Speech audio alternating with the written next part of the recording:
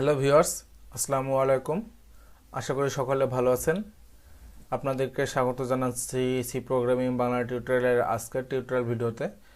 বরাবরের মতো আমি নাহাদুজ্জামান হৃদয় আজকে আবারও আপনাদের সাথে আছি। তো আজকে আমরা নতুন কিছু শিখবো না, আমরা আজ পর্যন্ত কি কি শিখলাম সেই জিনিসগুলো একটু রিভাইজ করব। আমরা বলতে গেলে আমরা পার্ট 1 শেষ করে ফেলেছি আমাদের প্রোগ্রামিংয়ের, অর্থাৎ বেসিক সি প্রোগ্রামিংয়ের পার্ট 1 আমরা শেষ করে ফেলেছি। তো ইতিমধ্যে আমরা প্রোগ্রামিং সম্পর্কে জেনেছি, ইন্ট্রোডাকশন টু প্রোগ্রামিং কি, প্রোগ্রামিং কোথা থেকে এসেছে, প্রোগ্রামিং কেন ব্যবহার করি। আমরা শিখেছি কম্পিউটারের ভাষা সম্পর্কে, কম্পিউটার কোন ভাষা বোঝে, কম্পিউটার আমাদের ভাষা কী করে ট্রান্সলেট করে সেটি সম্পর্কে শিখেছি।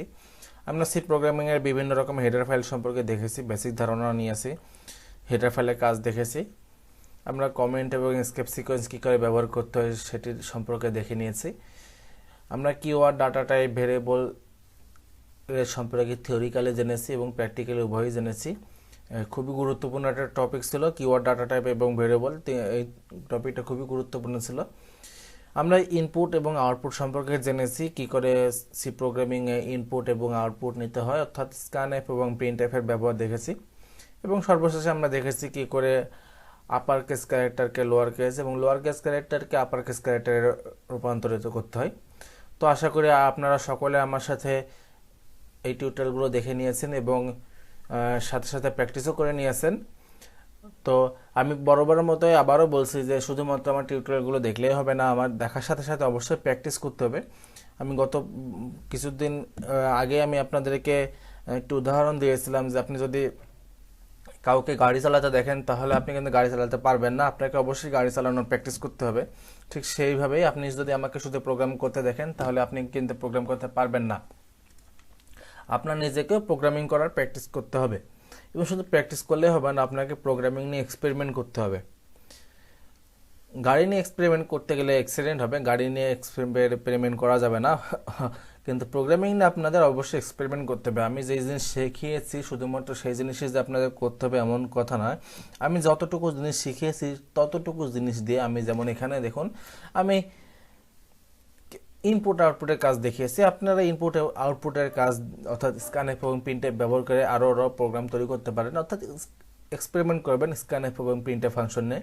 ঠিক একইভাবে কমেন্ট এবং স্কেপ সিকোয়েন্সের বিষয়গুলো নিয়ে আপনারা এক্সপেরিমেন্ট করতে পারেন। বিভিন্ন কিওয়ার্ড, ডাটা টাইপ, ভেরিয়েবল নিয়ে এক্সপেরিমেন্ট করতে পারেন। আপার কেস, লোয়ার কেস ব্যবহার করার জন্য যে ফাংশন আমরা টু আপার এবং টু লোয়ার ফাংশন ব্যবহার করেছি সেটি নিয়ে এক্সপেরিমেন্ট করতে পারেন। মোট কথা আপনাদের হলো এক্সপেরিমেন্ট করতে হবে, বসে থাকলে হবে না। জাস্ট আমার টিউটোরিয়ালটি দেখেই বসে থাকলে হবে না, আপনাদের প্র্যাকটিস করতে হবে। আর যদি কোনো সমস্যা হয় অবশ্যই কমেন্ট করবেন, আমার ভিডিওর নিচে কমেন্ট করবেন বা আমাকে মেইল করতে পারেন। আমি চেষ্টা করব আপনাদের সমস্ত সমস্যার সমাধান করার জন্য। তো আশা করি এই পর্যন্ত যারা আমার সাথে ছিলেন আগামীতেও আমার সাথে থাকবেন শেষ পর্যন্ত।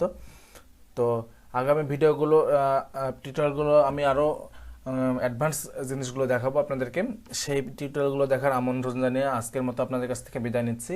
আর বিদায় নেওয়ার আগে আপনাদের অবশ্যই আরেকবার মনে করে দিতে চাই, যারা আমার চ্যানেলটিতে সাবস্ক্রাইব করেননি এখনও অবশ্যই সাবস্ক্রাইব করে ফেলবেন এবং বেল আইকনটিতে ক্লিক করে দেবেন, যাতে আমি ভবিষ্যতে কোনো ভিডিও আপলোড দিলে সাথে সাথে আপনারা সহজেই দেখতে পারেন। এবং আমার ভিডিওতে অবশ্যই লাইক, কমেন্ট এবং শেয়ার করবেন আপনাদের বন্ধু বান্ধবদের কাছে, যাতে তারাও আমার ভিডিওটি দেখে উপকৃত হতে পারে। তো আগামী টিউটোরিয়াল দেখা আমন্ত্রণ জানিয়ে আপনাদের কাছ থেকে আমি বিদায় নিচ্ছি।